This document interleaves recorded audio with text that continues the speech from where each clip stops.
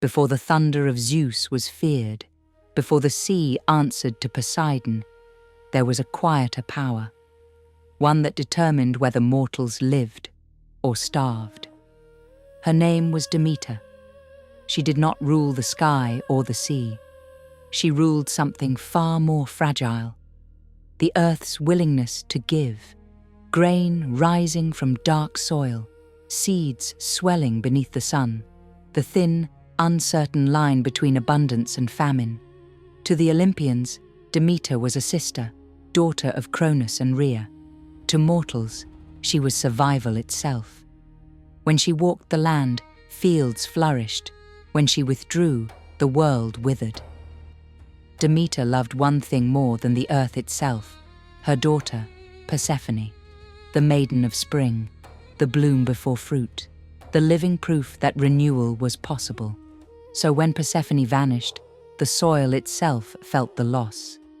Demeter did not rage like Hera. She did not plot like Athena. She withdrew.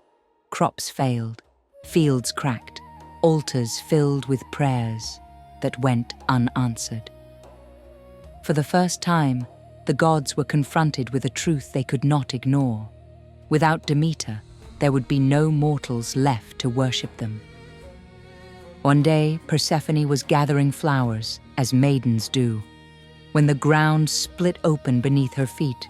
Some say Hades, lord of the unseen, took her. Either way, Persephone descended. The earth closed, the meadow returned to stillness, and the scream that should have shaken Olympus, was heard by only one, Hecate. Persephone's cry does not travel upward to Olympus. It echoes sideways through the margins of the world, where Hecate moves. For 9 days and nights, Demeter searched.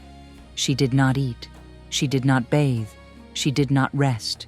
She wandered the world with burning torches in her hands, asking gods and mortals alike, "Have you seen my daughter?" None answered. The fields she passed began to fail. Seeds refused to sprout. Fruit rotted on the vine. Demeter withdrew from Olympus. She disguised herself among mortals, taking the form of an old woman, and settled in Eleusis. And with her grief came something far more dangerous than anger. Silence. No rain. No harvest. No renewal. The world began to starve. Demeter, bent with sorrow and veiled as an old woman, arrived at the city of Eleusis, not knowing that this quiet place would become the most sacred ground in Greece.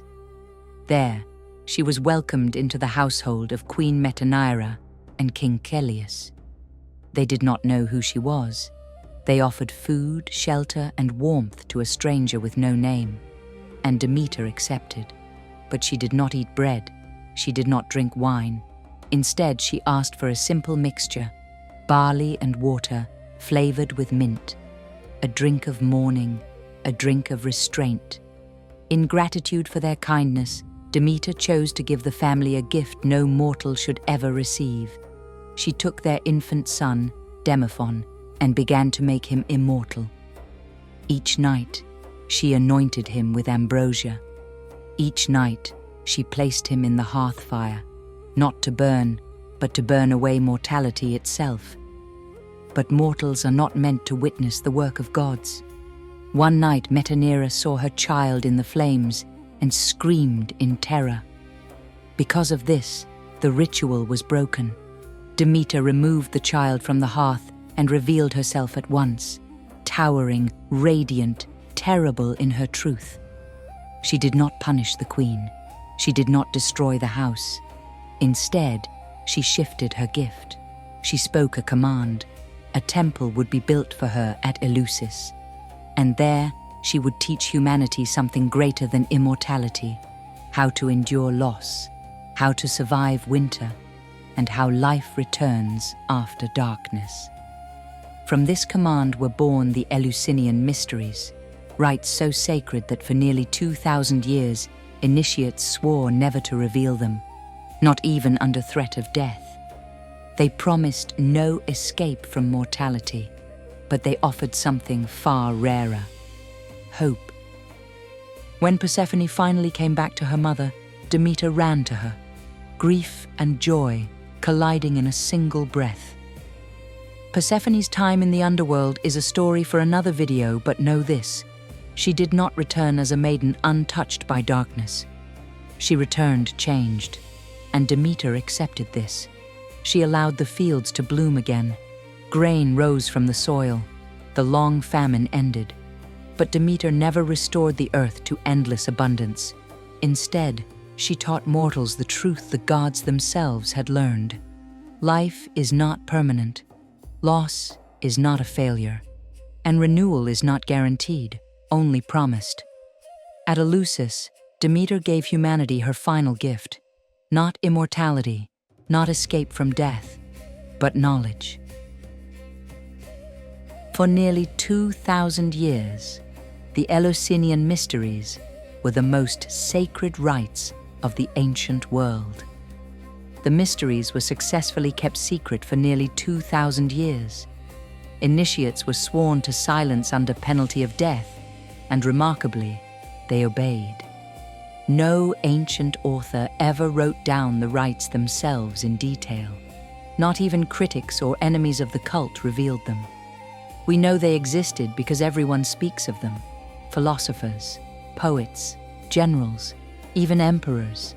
Ancient writers constantly refer to the mysteries as real, powerful, and transformative. Key sources include the Homeric hymn to Demeter, which gives the mythic foundation of the mysteries and explicitly links them to Eleusis, Demeter, and Persephone. Classical authors including Plato, Sophocles, Cicero, and Plutarch, who all say being initiated changed how people understood life and death, but they refuse to say how. At Eleusis, archaeologists uncovered a massive initiation hall, the Telesterion, designed to hold thousands. Sacred roads and procession routes from Athens, altars, ritual vessels, inscriptions, and architectural phases spanning centuries. There are inscriptions showing initiates from all social classes. Women, enslaved people, and foreigners were all allowed, which was rare. Even Roman emperors were initiated. This tells us the mysteries were widely accepted, highly regulated, and repeated annually for generations. What happened inside the temple was never written down. Not the rites, not the visions, not the truths revealed. But ancient sources agree on three things. There were things said, things shown, things enacted. Scholars agree the mysteries involved a sacred narrative tied to Demeter and Persephone, a ritual experience connected to death, return, and renewal, a powerful emotional or psychological transformation. All we are told is this: those who experienced the mysteries no longer feared death. The ancients said the rites did not teach doctrine, they showed something that could not be spoken. Sophocles wrote one of the most famous lines about Eleusis: "Blessed are those among mortals who have seen these rites, but for the uninitiated, there is no such fate after death." In Greek religion, mysterion literally means that which is closed. And perhaps that is why, after 2,000 years, the Eleusinian Mysteries remain unbroken by time. Not because we lost the secret, but because it was never meant to be told, only experienced. Demeter became more than a goddess of grain. She became the guardian of endurance, of grief survived, of the courage to plant seeds even when winter is certain. And Persephone, she became the bridge, 1 foot in the light, 1 foot in the dark. Together, mother and daughter shaped the rhythm of the world itself. Stories, like seasons, return. If these mysteries stirred something in you, like the video and follow Ancient Untold Stories, together we can walk the old paths, and listen for what was never meant to be spoken.